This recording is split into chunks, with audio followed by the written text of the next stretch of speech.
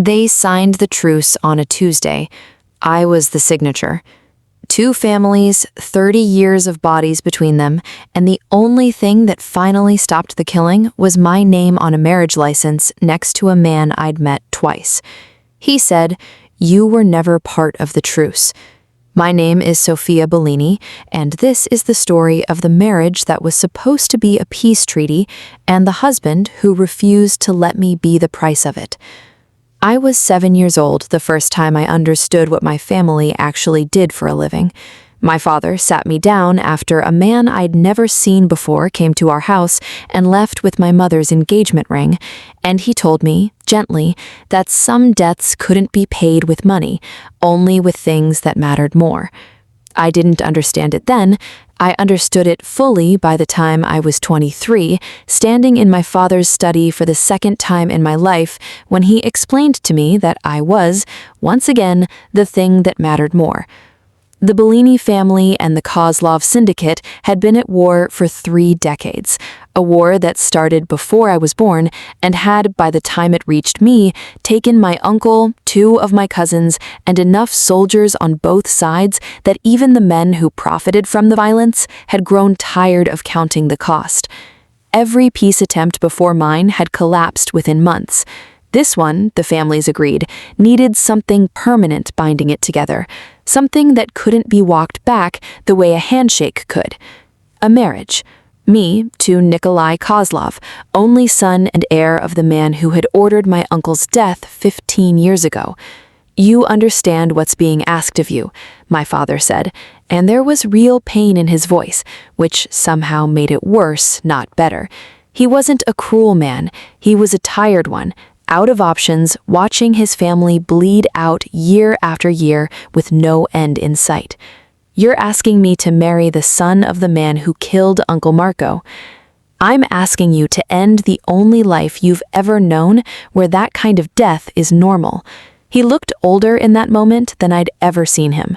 "I've watched this war take everyone I love, piece by piece, for 30 years.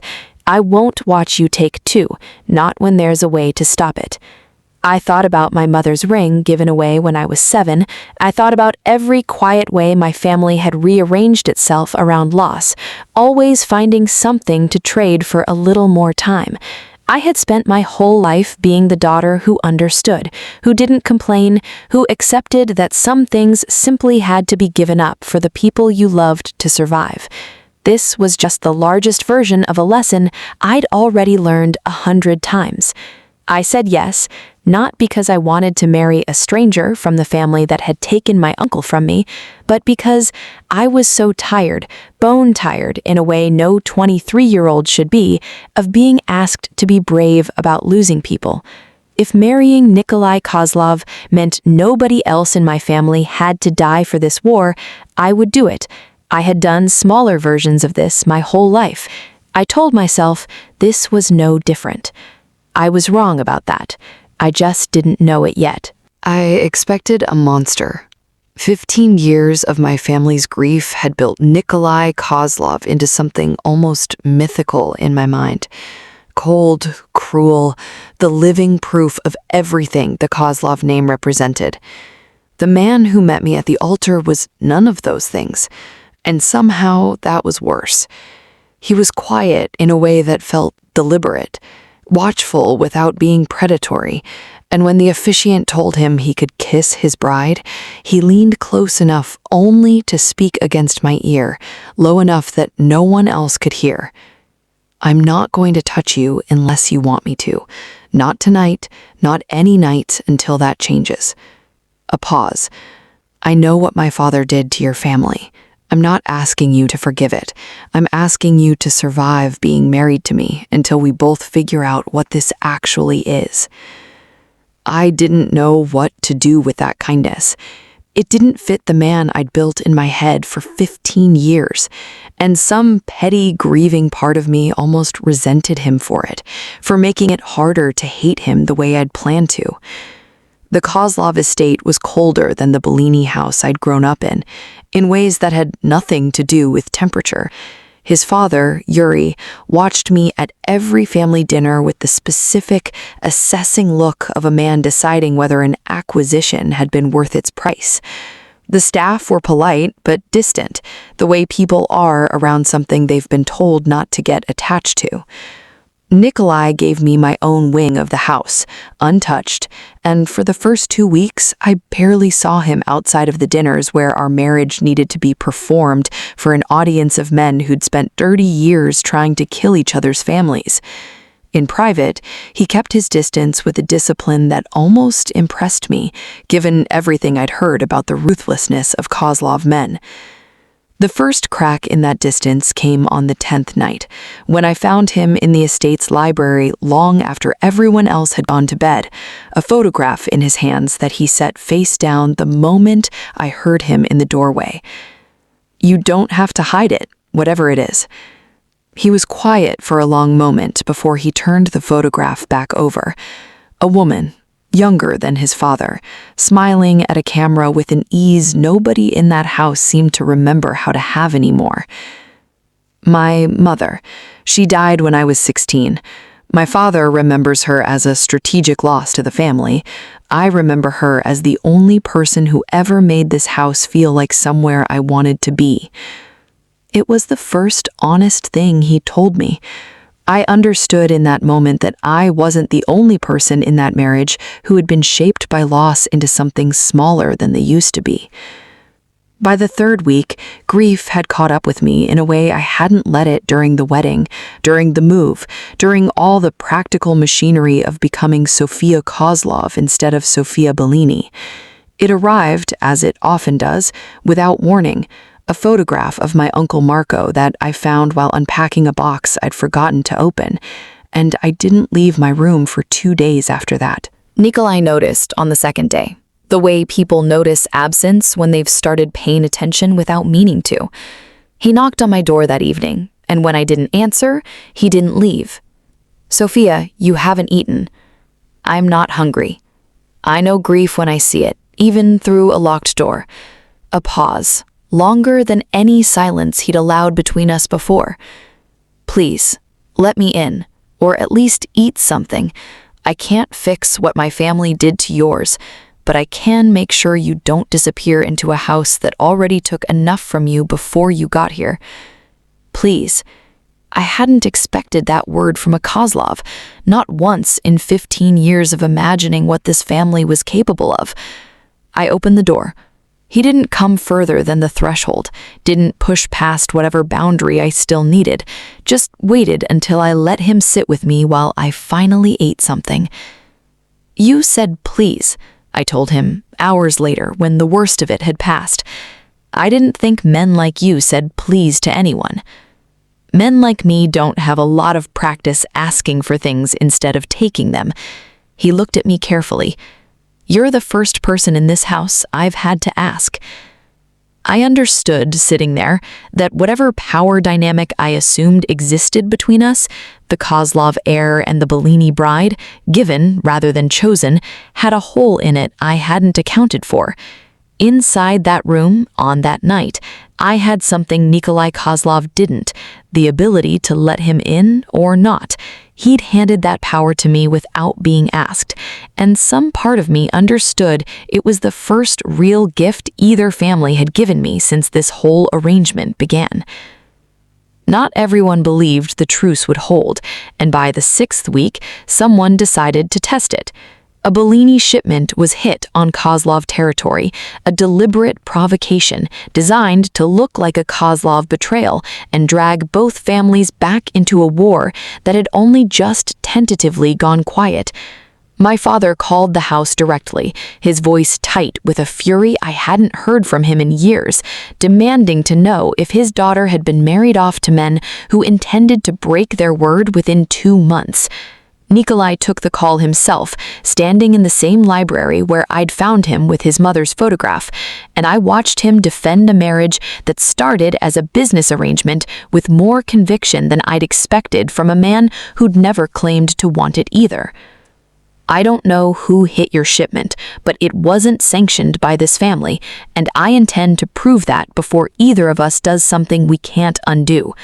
Sophia is not a hostage in this house, Mr. Bellini. She's my wife.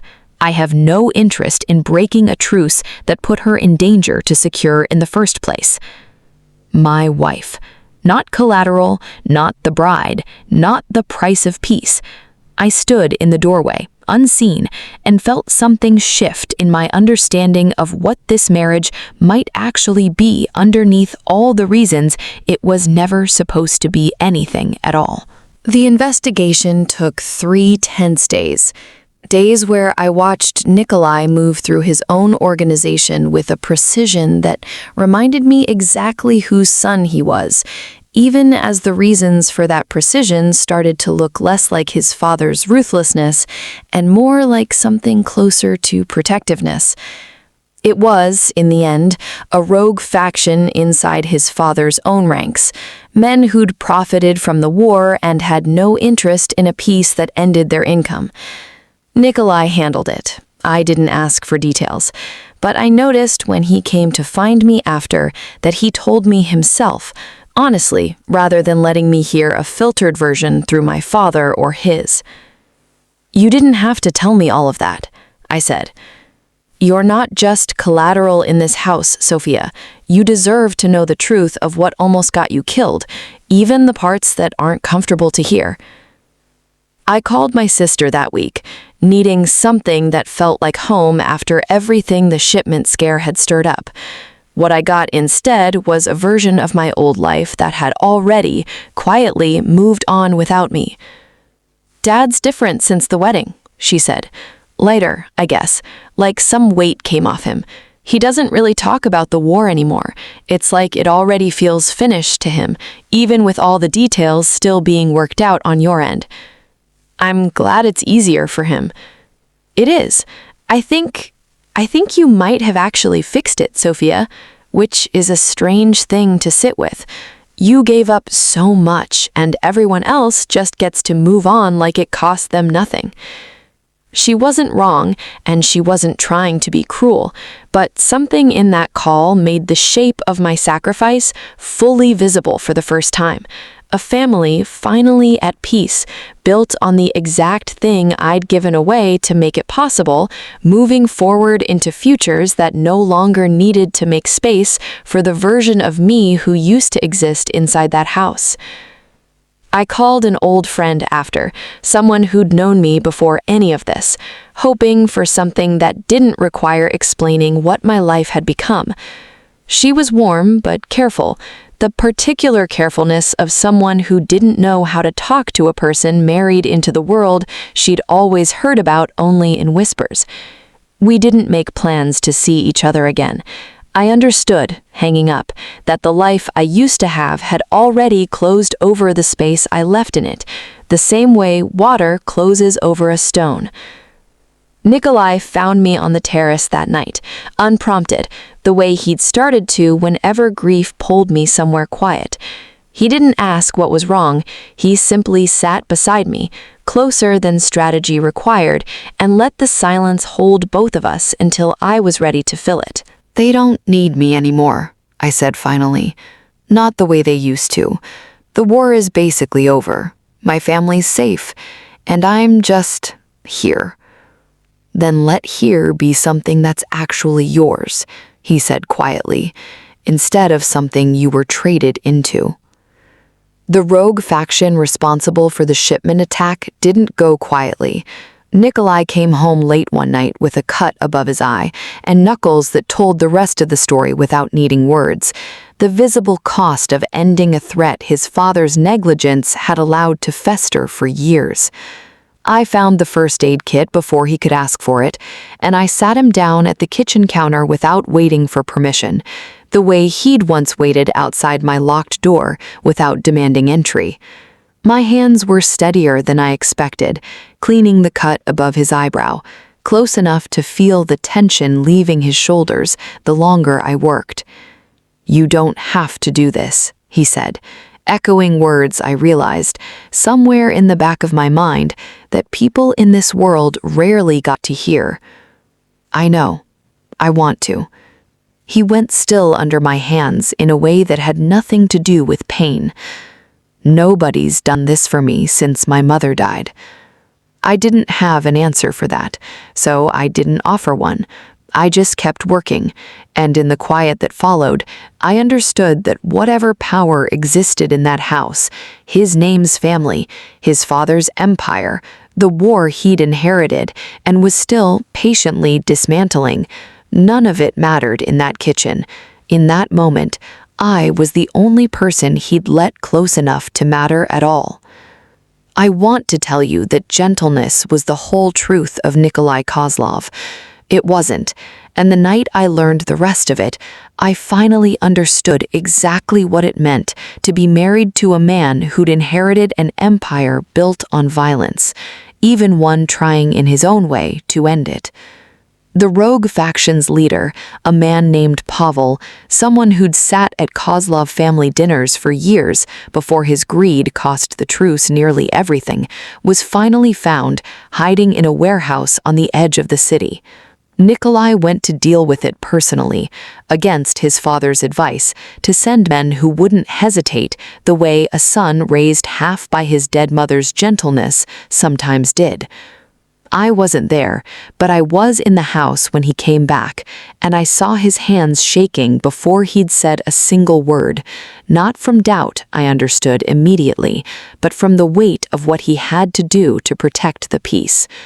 He went to the bathroom without speaking, and I heard the water running for a long time, longer than necessary. "This is what ended it," he said quietly when he came out, meeting my eyes without flinching from what I might see there. I should have been afraid. Some part of me was.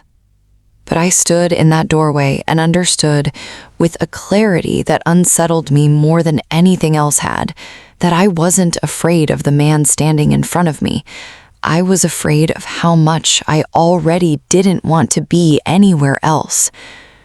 It was weeks later, the war fully quiet, both families finally exhaling after 30 years, that I understood what Nikolai had meant the first night of our marriage, when he told me I was never part of the truce. I asked him directly, the two of us on the same terrace where he'd once told me to let here be something that was actually mine. The truce, he said slowly, was two families agreeing to stop killing each other. That's what the marriage was supposed to secure. My father and your father signing something that would hold, because a wedding is harder to walk back than a handshake. That's the truce. That's the thing our fathers negotiated. And me? You were never a term in that agreement, Sophia. You were the person my father decided to spend, the way he spent everything else in this family his entire life, without asking what it cost the person being spent.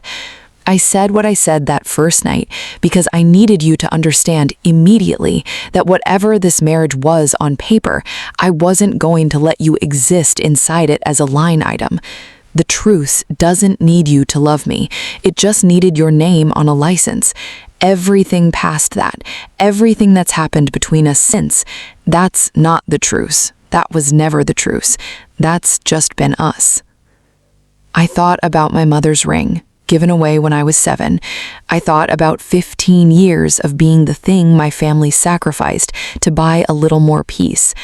I thought about a man who'd said please to me, who'd told me the truth about blood in a sink instead of hiding it, who'd built quietly inside a marriage designed to be nothing but paper, the first relationship in my life where I hadn't been given away at all.